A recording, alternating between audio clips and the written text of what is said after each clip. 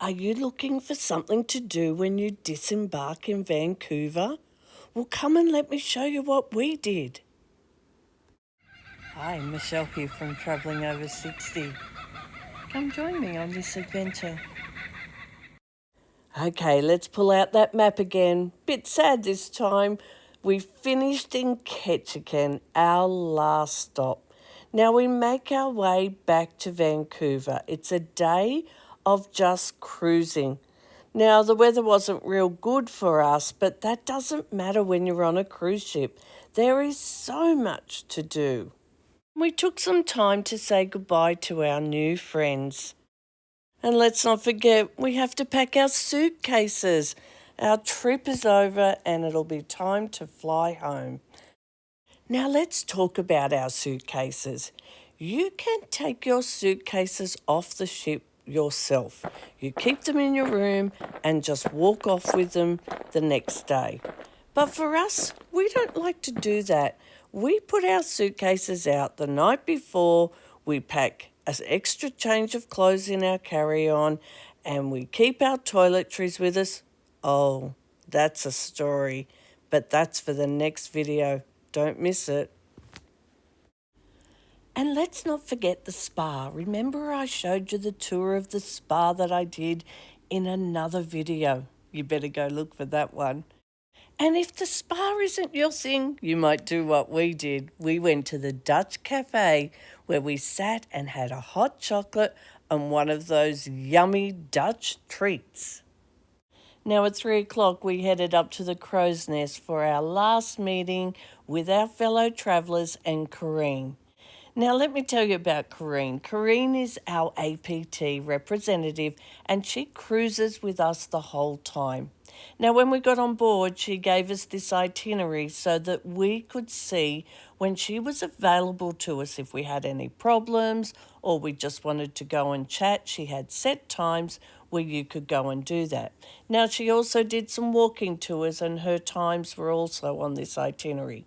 And she also helped with our disembarkation and the things that we wanted to do when we got off in Vancouver, because there was a lot of us that weren't flying out until maybe 10:30 at night, which actually was us. Now, Corrine was so helpful to us, and she had one last thing that she did for us before we got off. You might remember in one of the other videos, I showed you this picture of Corrine and said, what do you think she's doing? Well, Corrine organised to do a raffle. So we were all given a little raffle ticket and she'd purchased gifts from the different stops we'd stopped at and then she drew the raffle. And it was great for us to take home those souvenirs. Thanks, Corrine. We had our farewell dinner and we've gone back and done the last minute packing and put our suitcases outside for collection. We enjoyed a little bit of the entertainment, but we were tired. It's been a long month for us, so we're off to bed early. Oh no, here it is, it's disembarkation day. We're up early, but let's check out the weather. So it's 9 degrees, it's cloudy and a little bit of rain this morning when I first woke up. But we've put on jeans, we've put on our socks, we put on our walking shoes because we've chosen to go to the Capilano Suspension Bridge. We've put on long sleeve t-shirts, we have our jumpers and our jackets. I've packed my poncho, but it has a big tear in it, so we'll see how we go with that. Now you're going to receive some disembarkation information in your room. Read it carefully. It's going to tell you everything you need to know. It will talk about what to do with your luggage. It will talk about what documents you need to keep handy, a reminder about your medication, a reminder to pay your onboard account. I suggest you do that the night before. And then it'll talk about having breakfast and how the process is going to work. And don't forget to fill out your customs declaration. Okay, we can see we're getting closer to port. And don't forget, if you're in your room, you can put your TV on and be able to see when you're getting closer. Now for us, we could see off the balcony, and we gathered our last bits and pieces and went up to meet with Corrine in BB King's. Now Corrine is going to help us off the ship right up until we go through customs. Okay, we collected our luggage, we got through customs. I can't show you that because you're not allowed to film in there. But I mentioned we are going to the Capilano Suspension Bridge, and we booked that through Corrine. And one of the things that we were unsure about is we're not flying out until 10:30 at night. So we're not sure what we're going to be doing with our luggage, but APT's got it covered. They are going to store our luggage in the coach that will be our transfer that will take us to the airport after we've filled in the day in Vancouver. Now, if you're not travelling with APT, I did notice there is some tour companies that do the same sort of thing. They will store your luggage, you do your tour, then they take you to the airport with your luggage. Okay, we're all organised. We go out the front of the terminal and we pick up the bus to take us out to Capilano Suspension Bridge. I haven't done a selfie in a little while. There it is. Okay, time to look down at the ground again. Let's go and take a look. We've just come in the Capilano Suspension Bridge and the ground's pretty good. Paved. A couple of bits where there's boardwalk. Walking down here. Now it's pouring with rain, so it's a bit slippery. Lucky we brought our walking shoes. Along the boardwalk.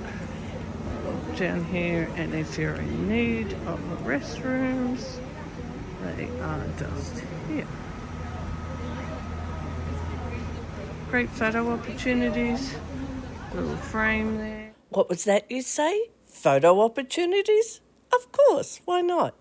And if you're liking the video, how about giving me a thumbs up? I really appreciate it. Just a few steps, but pretty easy walking. Now, while we were still up near the entry, we walked down to the left and they have a whole wall of photographs and the history of the bridge. But I'm not going to tell you that. That will be on your adventure. There's nice little seats all the way around, although today it's raining.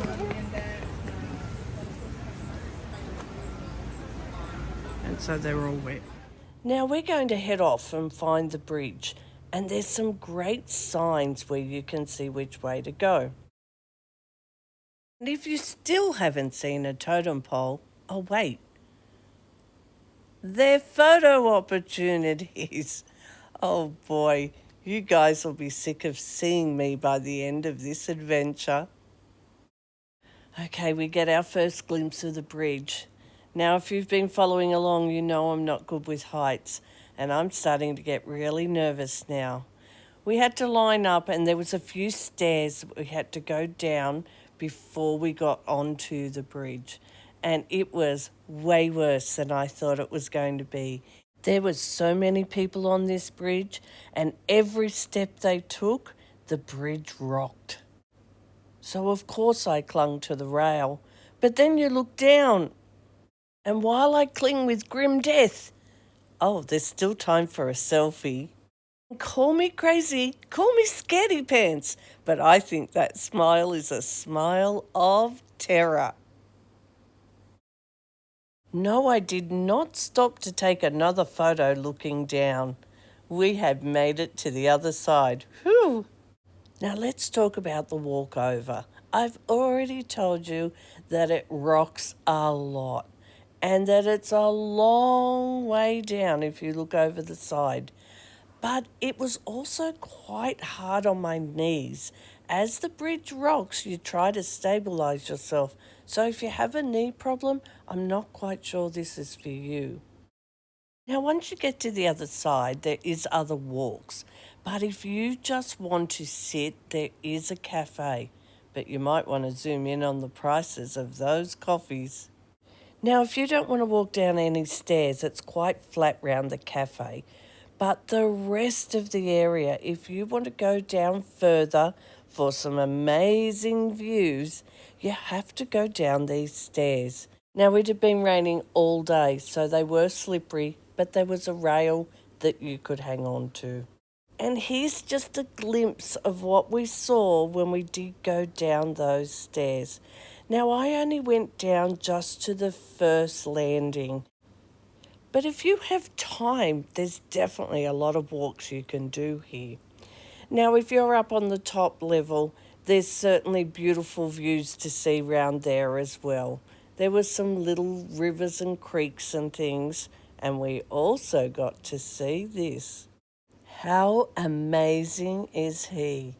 Now, of course, he came with a handler and she told us some really interesting information all about owls.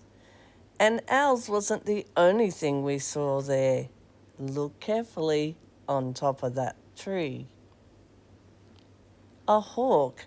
He also had a handler that told us all about hawks. We stayed and listened to all the interesting information, but then we moved on further. There was lots to see. I could keep showing you all these interesting things we saw, but that will have to be for your adventure. We need to now make our way back to where the bridge is, and we have to go back to the other side. Now, we just took our time, and I held on to that railing all the way. But we made it to the other side, and now it's time for lunch. Now, this is where we went for lunch, but I've got to say, check out those prices. Now, this came up in my research all the time. Poutine. And we thought it's time for us to try it. Well, I'm not quite sure it's to my Aussie taste, but some people love it. Well, that's lunch done. We did notice on the sign, though, there's a cliff walk, so we decided to go over and have a look. Now, the line-up for that was so long, we couldn't even get close to the end. So we decided we weren't going to do that. Whew, thank goodness. We say goodbye to the Capilano Suspension Bridge, and we're heading back to see if we can get down to see the steam clock. Come and have a look. Now, before I left Australia, I'd done some research on what to do in Vancouver, and we saw that it was walking distance to go to Gastown, where we'd get to see the clock. So that's what we did. Take a look. Now, this is the path walking to the clock. But I should say, when we finished at the suspension bridge, we went down and caught our bus, and it dropped us back to where the port is. So this is easy walking from there. We just walked along, and as you can see, the path is all flat. There was a few little cracks, but nothing that's going to worry anybody walking there. Now, we just followed the map that I've put up in the right-hand corner there. We printed that out before we left Australia. Now, we did come across a crossing, and as you can see, there's dips in the gutter to get across. They also have signalling for when you can cross over the road and when you should not. But when you're crossing the road, be careful. They have signs to tell you which way to look, which is great. But when you're crossing, you'll see there's lots of potholes in the road. Be careful, that's a hazard. Now, we turned the corner and walked down just a little bit, and there it was. It was huge. Now, we had a look at it, and it blows steam all the time. And if you're interested, there's a little plaque at the bottom for you to read all about it. But what I do want to mention is, I know you might be interested in the clock, but have a look and then step away, because people are trying to take photos and you're in them. Now, it's not to say don't take a selfie, but take it from a distance or take it and step away. Now, the clock blows steam all the time and we thought that was it. But here it is, and watch it to the end.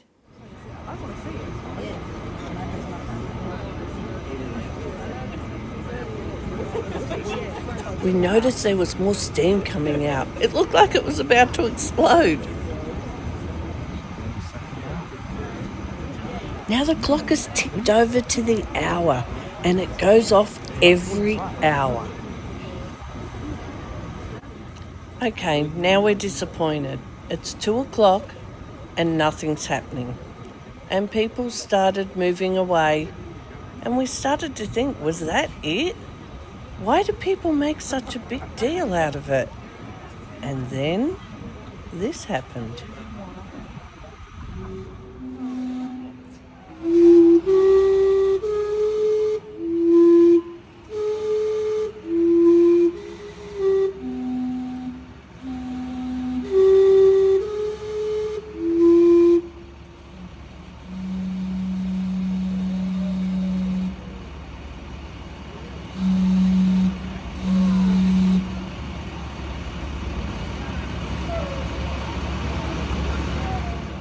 Okay, it was worth it.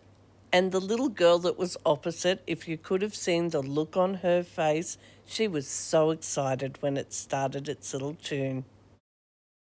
And if you go to see the clock, it's great shopping down there as well. Okay, we're starting to make our way back to where the dock was.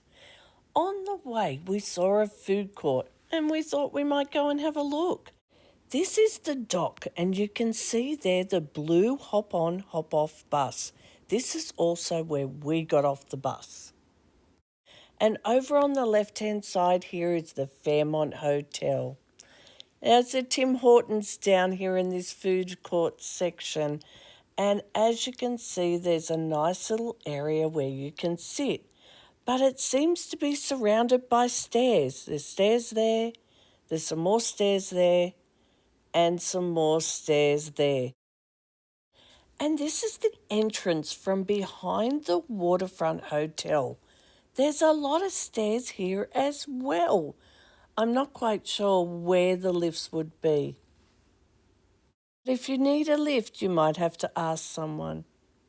And if you're looking for an ATM, there's one of those down here as well. Okay, it's getting closer to 7 p.m. now, and that's what time we're being picked up from the Waterfront Hotel lobby. Our coach with all our suitcases came and collected us and dropped us at the airport.